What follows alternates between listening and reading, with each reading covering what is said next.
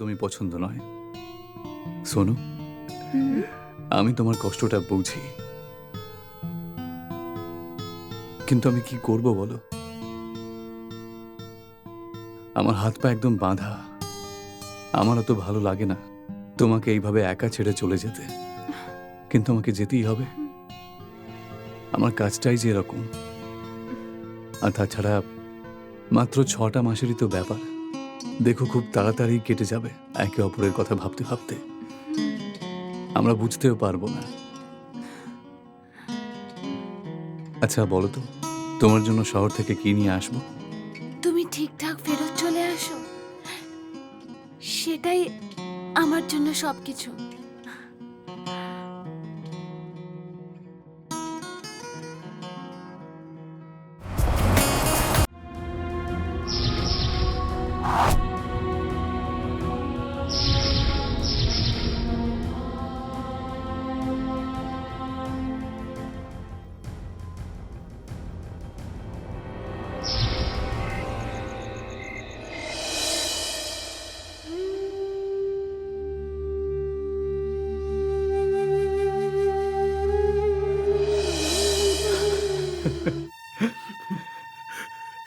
বেচারি মরেও শান্তি পেল না। গ্রামের কোনো মানুষ ওর শবযাত্রায় অংশ নিল না। সবাই ভয় পাচ্ছিল যে ওর মৃত শরীরটা ছুলে সেই রোগটা ওদের না হয়ে যায়। সবাই ওটাকে ছুত অছুতের রোগ মনে করে। ওরা সবাই অশিক্ষিত, তা না হলে কি? আর এদিকে ওই হকারটাকে দেখো, না চেনাশোনা না কিছু, তবুও সাহায্যের জন্য চলে এলো আর অন্ত্যেষ্টিক্রিয়া তো সাহায্য করলো। ওর চিতাটাও সাজিয়ে দিল, না হলে খুব মুশকিল হয়ে যেত। মরদেহ তোলার জন্যেও ভাড়া করা লোক আনতে হলো।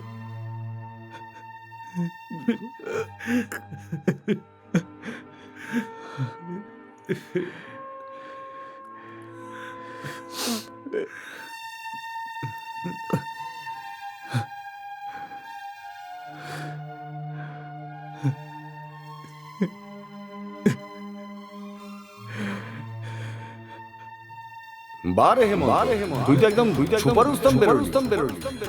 তোকে তো আমরা খুব সহজ সরল ভেবেছিলাম। বারে হেমন্ত, তুই তো একদম সুপার উত্তম বেরোলি। তোকে তো আমরা খুব সহজ সরল ভেবেছিলাম। আমি 6 মাস পরে আমার বাড়ি ফিরছি। আমি একটা ছোট জাহাজের কোম্পানিতে একজন নাবিক হিসেবে কাজ করি, যার মানে আমি হলাম একজন সিম্যান। কিন্তু আমার স্ত্রী সোনালির আমার এই কাজটা একদমই পছন্দ নয়। সোনু, আমি তোমার কষ্টটা বুঝি, কিন্তু আমি কি করব বলো? আমার হাত পা একদম বাঁধা। আমারও তো ভালো লাগে না তোমাকে এইভাবে একা ছেড়ে চলে যেতে, কিন্তু আমাকে যেতেই হবে। আমার কাজটাই যে এরকম। আর তাছাড়া মাত্র 6টা মাসেরই তো ব্যাপার। দেখো, খুব তাড়াতাড়ি কেটে যাবে একে অপরের কথা ভাবতে ভাবতে। আমরা বুঝতেও পারবো না। আচ্ছা বলো তো, তোমার জন্য শহর থেকে কি নিয়ে আসবো? তুমি ঠিকঠাক ফেরত চলে আসো, সেটাই আমার জন্য সবকিছু।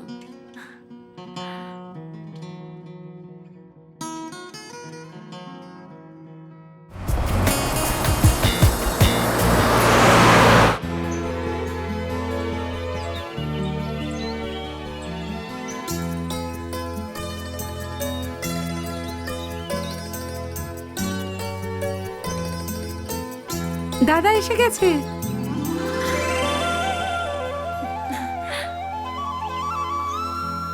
মা, বাবা, দাদা এসে গেছে।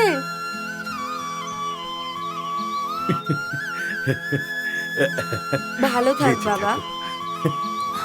বেঁচে থাকো বাবা। হঠাৎ করে কোনো খবর না দিয়ে চলে এলি। সব ঠিক আছে তো? তেমন কিছু না বাবা, আমি ভাবলাম যে তোমার চমকে দেবে ভেবেছিলে, তাই না দাদা? হ্যাঁ, আচ্ছা, তো এই ব্যাপার। চল চল ভেতরে চল। চল। বৌমা, হেমন্তের জন্য জল খাবার আর চা দাও। হ্যাঁ মা।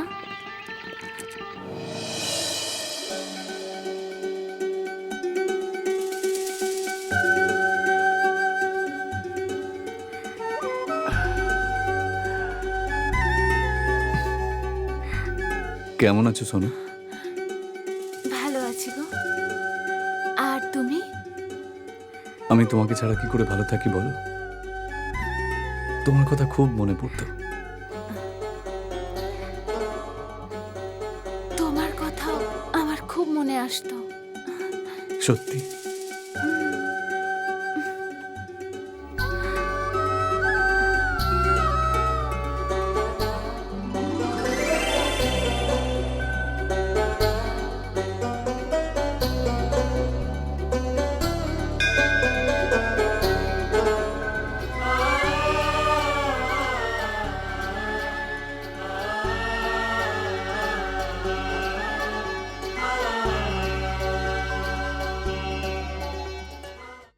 তাহলে তুমি ভগবানের কাছে আমার জন্য কি চাইলে? তোমার জন্য অনেক শুভেচ্ছা আর তোমার অনেক ভালোবাসা। আচ্ছা, আর তুমি আমার জন্য কি চাইলে?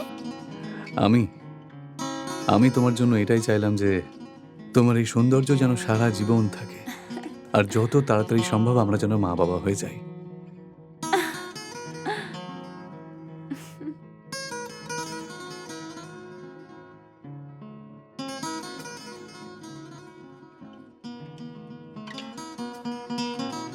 এখন তুমি আবার চলে যাবে তাই না? যেতে তো হবেই, এটাই যে আমার কাজ। সময়টাও কত তাড়াতাড়ি চলে যাচ্ছে, আর দেখতে দেখতে 2 মাস এমনভাবে কেটে গেল কিছুই বুঝতে পারলাম না। এইবার তুমি তোমার ছুটি একটু বাড়িয়ে নিতে পারো না? সেটা তো আমিও চাই সোনু। আসলে কি জানো তো, আমারও তো ভালো লাগছে না তোমাকে এভাবে ছেড়ে চলে যেতে, কিন্তু আমি চেষ্টা অবশ্যই করব। তোমার সাথে কি ভালোই না লাগে আমার।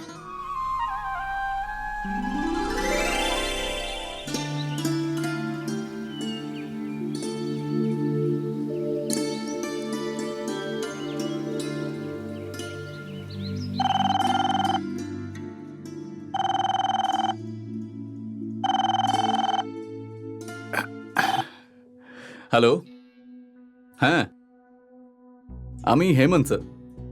হ্যাঁ হ্যাঁ, কিন্তু স্যার যদি আরো কয়েকটা দিন ছুটি পাওয়া যেত।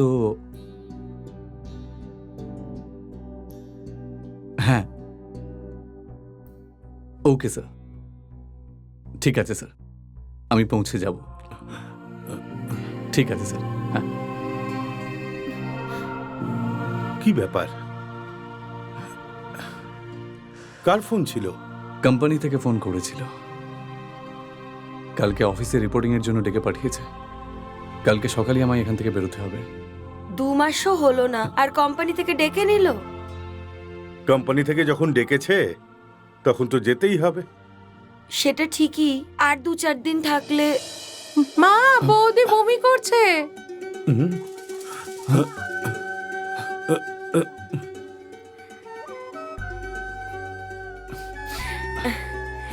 চিন্তার কোনো দরকার নেই, এটা তো খুশির খবর। সোনালি মা হতে চলেছে, আর হেমন্ত তুই বাবা। তাই নাকি মা? এটা তো দারুণ খবর। তুমি শুনেছো বাবা, তুমি খুব তাড়াতাড়ি দাদু হবে। আরে বাহ, এ তো খুব আনন্দের খবর। এখন তোমরা একটা কাজ করো, বৌমাকে স্বাস্থ্য কেন্দ্রে নিয়ে যাও আর ডাক্তারকে দিয়ে চেক আপ করাও, যাতে ওর ভালো করে দেখভাল করা যায়। হ্যাঁ হেমন্ত, তোর বাবা ঠিকই বলছে। তুই তৈরি হয়ে যা আর বউকে নিয়ে ডাক্তারের কাছে যা। কিন্তু মা, এখন এসব কি করে সম্ভব? কেন? কালকে বেরোনোর জন্য আমাকে যে আজকেই প্রস্তুতি করতে হবে, তাই না?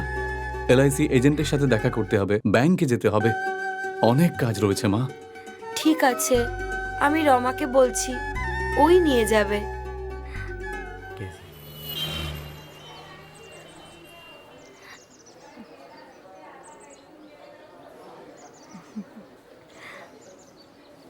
কংগ্রাচুলেশনস, তুমি গর্ভবতী। আমি কিছু ওষুধ দিয়ে দিচ্ছি, এটা টাইমে নিয়ে নিও। আর প্রত্যেক মাসে চেক আপ করিয়ে যেও। ঠিক আছে। আর হ্যাঁ, আমি আরেকটা উপদেশ দেব, যে রক্তের পরীক্ষা করিয়ে নিও। ওটা বাচ্চার স্বাস্থ্যের জন্য খুব ভালো। ঠিক আছে ডাক্তার দিদি, যেটা আপনি ভালো বুঝবেন। ঠিক আছে, ওনার রিপোর্ট 2-3 ঘন্টার মধ্যে নিয়ে যেতে পারেন, আর না হলে কালকে এসে নিয়ে যেতে পারেন। কিন্তু কালকেও চলে যাচ্ছে। হুম। ঠিক আছে ডাক্তার দিদি, আজকেই রিপোর্টটা নিয়ে যাব। এই টেস্ট পেপারটা নিয়ে নিন আর সামনের ওয়ার্ডে জমা করে দিন।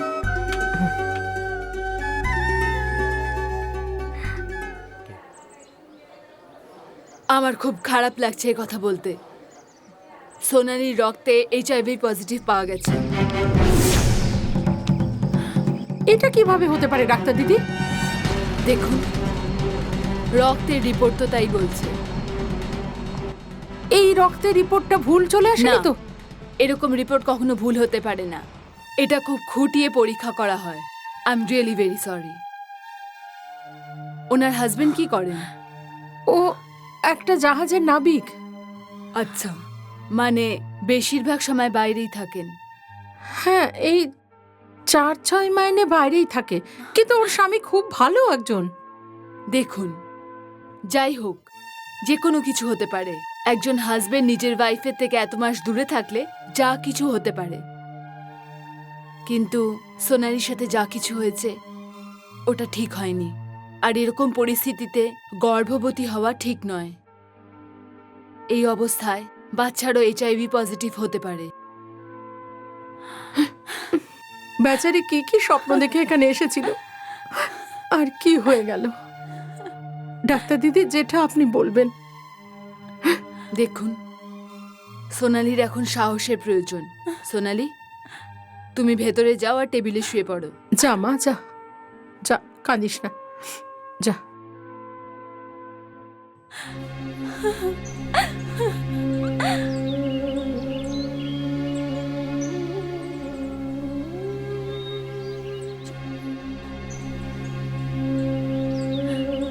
চুপ করে যা। এই হেমন্ত দেখতে কত ভোলা ভালা, বিশ্বাসই হচ্ছে না। পুরুষ জাতির উপর ভরসা করাটাই। বুঝলাম নিজের স্ত্রীর থেকে দূরে থেকে অন্য স্ত্রীদের ওপর নজর পড়ে যায়, কিন্তু একবার অন্তত নিজের সুরক্ষার ব্যাপারে তো ভাববে। ছি, রোজ টিভিতে এই সম্বন্ধে কত কি বলে, তাও যে লোকেরা কেন বুঝতে পারে না। রামাবেন, তুমি ঘরে কিছু কাউকে বলো না। কেউ যদি কিছু জিজ্ঞেস করে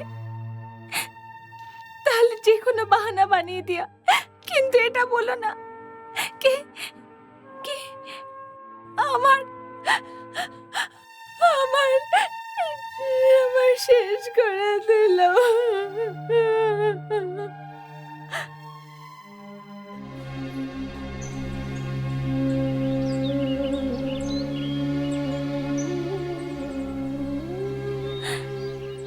কি হয়েছে বৌমা, এত দেরি হলো? আরে কি হলো? কি কি হয়েছে? আমাকে কেন কিছু বলছো না তোমরা?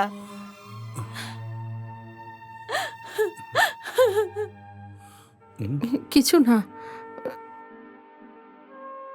আসলে সোনালি গর্ভবতী নয়। ওর আসলে গ্যাস আর অ্যাসিডিটির জন্য বমিটা হয়েছিল, তাই ওষুধ দিয়ে দিয়েছে, সব ঠিক হয়ে যাবে। আরে এতে এত চিন্তা করার কি আছে? একটু উল্টোপাল্টা খাওয়া দাওয়া হলে এরকম তো হয়ই। কিছুটা বিশ্রাম করো, দেখবে সব ঠিক হয়ে গেছে। আরে মা, এত কাঁদে নাকি? সব ঠিক হয়ে যাবে। বেচারি মা হওয়ার জন্য স্বপ্ন দেখেছিল তো। আরে মা, কাঁদিস না, এখনো তোর অনেক বয়স বাকি আছে। মা হওয়ার সৌভাগ্য তো সব মহিলা চায়, আর তুই ভগবানের দয়ায় খুব তাড়াতাড়ি মা হবি। কাঁদিস না। হ্যাঁ রে মা, আরে কেউ তাড়াতাড়ি মা হয়, কেউ না হয় একটু দেরিতে মা হয়। এতে কান্নাকাটি করার কি আছে? ওর আবার কি হলো মা? কিছু না বাবা, আমাদের সবার মনে হয়েছিল সোনালি গর্ভবতী, কিন্তু ডক্টর বলেছে ওর গ্যাস হয়েছে, তার জন্য বমি হচ্ছিল, আর সেটা শুনেও কেঁদেই যাচ্ছে। আচ্ছা, তাহলে এই ব্যাপার। ওর শরীরটা একটু দুর্বল, খুব তাড়াতাড়ি ঠিক হয়ে যাবে। যা রে মা, ঘরে গিয়ে একটু বিশ্রাম নে।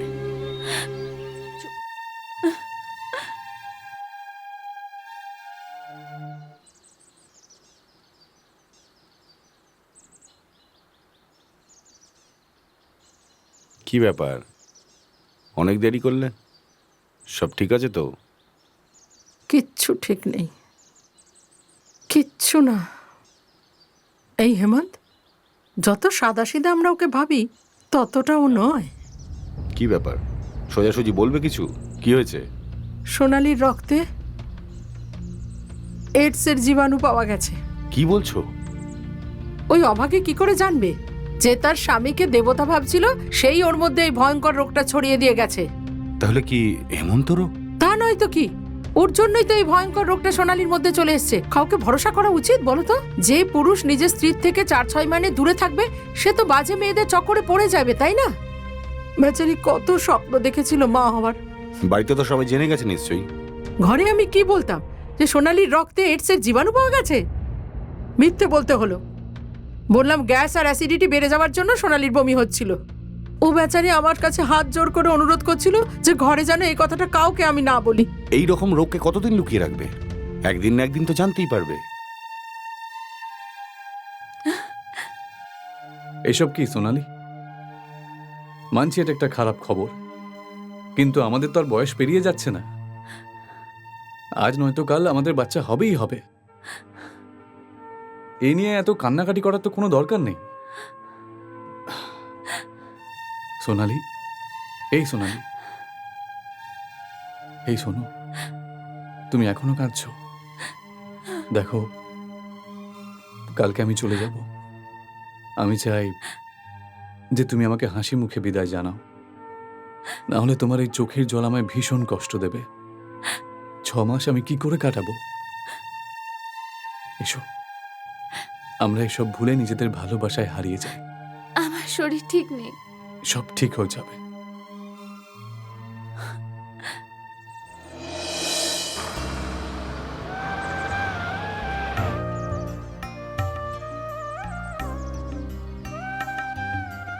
সাইন অফ 20 এপ্রিল, তার মানে 2 মাস আর 5 দিন হয়ে গেছে। ঠিক আছে, মেডিকেলে যেতে হবে। তুমি মেডিকেল করিয়েছো প্রায় 1 বছর হয়ে গেছে। হ্যাঁ স্যার।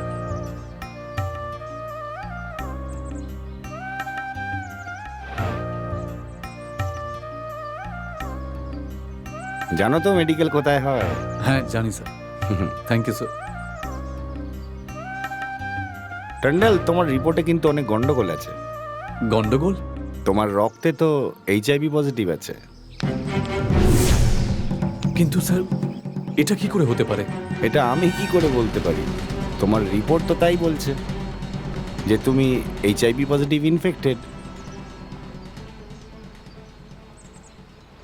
আমি আজ পর্যন্ত এরকম কোনো কাজ করিনি, তা সত্ত্বেও এই রোগ।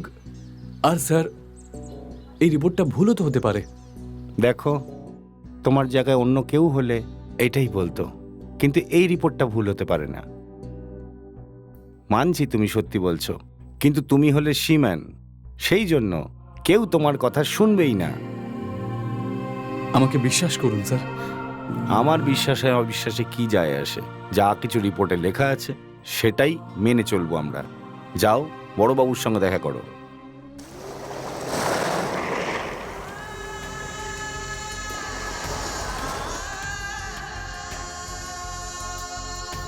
আমি আজ পর্যন্ত কোনো মহিলার চক্করে ঘুরিনি, না কোনো ভুল কাজ করেছি। আমি আজ পর্যন্ত সোনালীকে ছাড়া আর কাউকে ছুঁইনি। তাহলে এই রোগটা কি করে এলো? সোনালী, তাহলে সোনালীরও কি এই রোগটা থাকতে পারে? না না না না না না, এটা হতেই পারে না। ও খুব সহজ সরল একটা মেয়ে। ও আমাকে ভীষণ ভালোবাসে। আমি ওর ওপর দোষ চাপাতে পারি না, না, কখনো না। সোনালী এরকম মেয়ে নয়, কিন্তু মেয়েরা খুব সহজেই বিশ্বাস করে নেয়। ও আমার জীবনটা ছারখার করে দিল।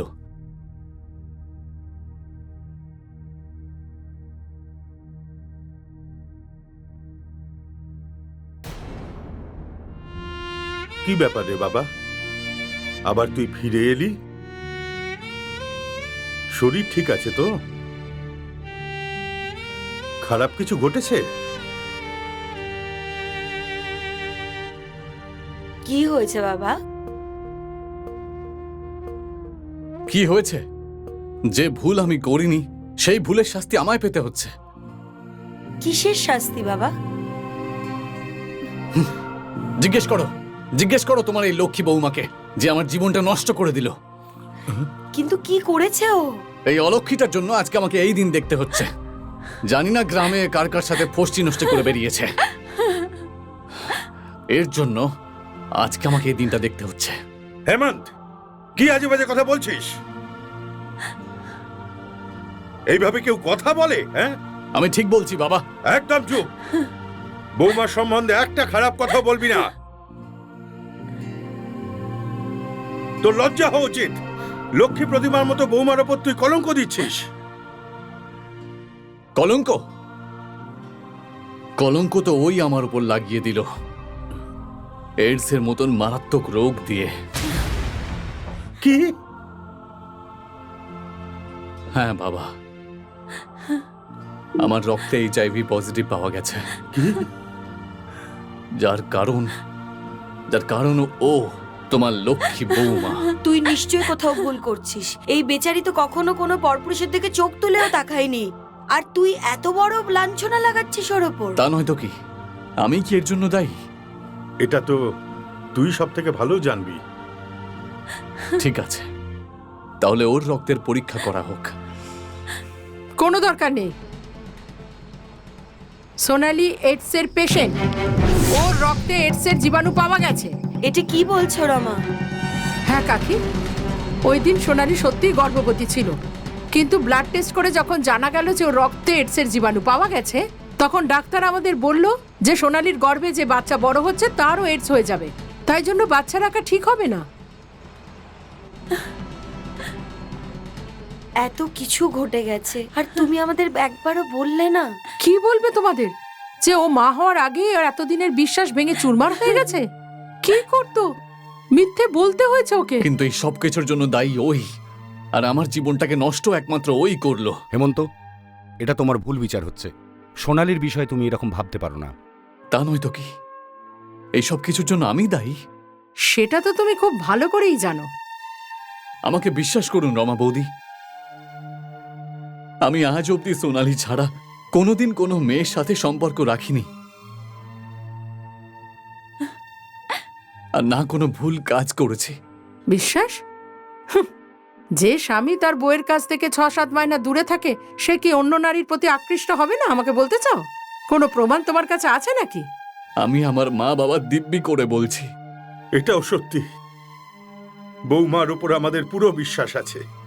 এ আজ পর্যন্ত এই বাড়ির ওপর কোনো রকমের ঝড় আসতে দেয়নি। এরকম বৌমার ওপর কলঙ্ক আমি কি করে মেনে নিতে পারি? তার মানে কি বাবা, তুমি নিজের ছেলেকে বিশ্বাস করো না?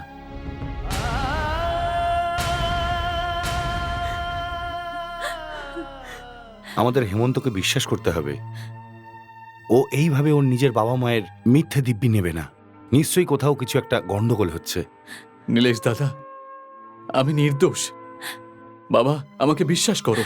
হে ভগবান, আমি কিছু ভাবতে পারছি না। আমরা কখনো নিজেদের স্বপ্নেও এরকম পাপ ভাবতে পারবো না। আমি কখনো তোমাকে ছাড়া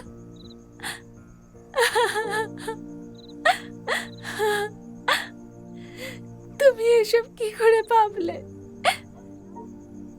আমি কখনো কোনো পাপ করিনি। আমি নষ্ট মেয়ে নই, নষ্ট মেয়ে নই।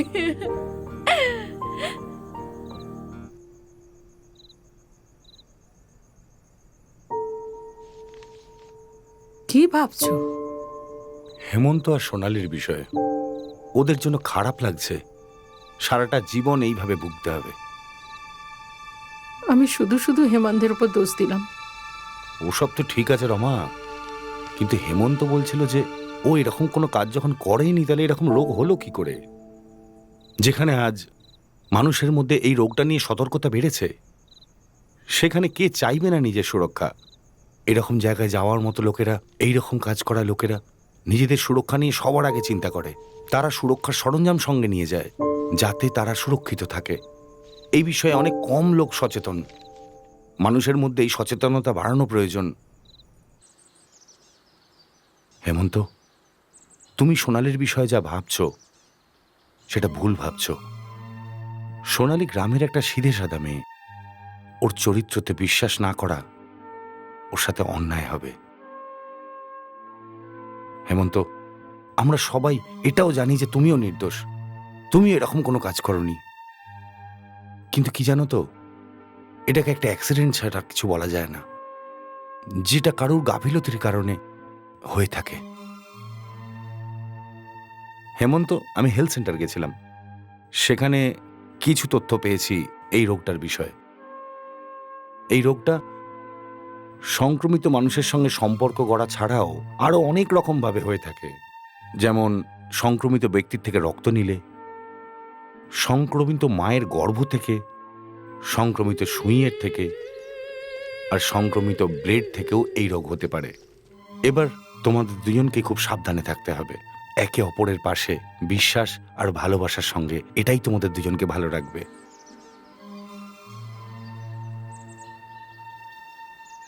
সোনালি, এই সোনালি, নীলেশ দাদা বলছিল এই রোগটা হওয়ার আরো অনেক কারণ রয়েছে। আমাকে ক্ষমা করে দাও। আমি তোমার মতন একজন মানুষকে সন্দেহ করেছি, তোমাকে কষ্ট দিয়েছি। তুমি আমাকে শাস্তি দাও এর জন্য। না, এটা কি বলছো তুমি? আমার কাছে ক্ষমা চেয়ে আমাকে আর পাপের ভাগীদারি করো না। আমি প্রথম থেকেই পাপের ভাগীদারি হয়ে আছি, তোমার মতো স্বামীকে সন্দেহ করে। সত্যি বলি তো, আমিও তোমাকে ঘেন্না করতে শুরু করেছিলাম। হ্যাঁ শোনো, কোনো কিছু না বুঝে মনের মধ্যে আমি কত কিছু ভেবেছি আর তোমাকে সন্দেহ করেছি। এতে তোমার কোনো দোষ নেই। তোমার জায়গায় অন্য কেউ থাকলে সেও এরকমই ভাবতো। হ্যাঁ সোনু, তোমার জায়গাতেও যদি অন্য কেউ হতো সেও আমাকে সন্দেহ করত, কারণ এই রোগটা এরকমই। আমরা দুজনে কিছুই করিনি। আমরা আমরা আমরা নির্দোষ। আমরা নির্দোষ।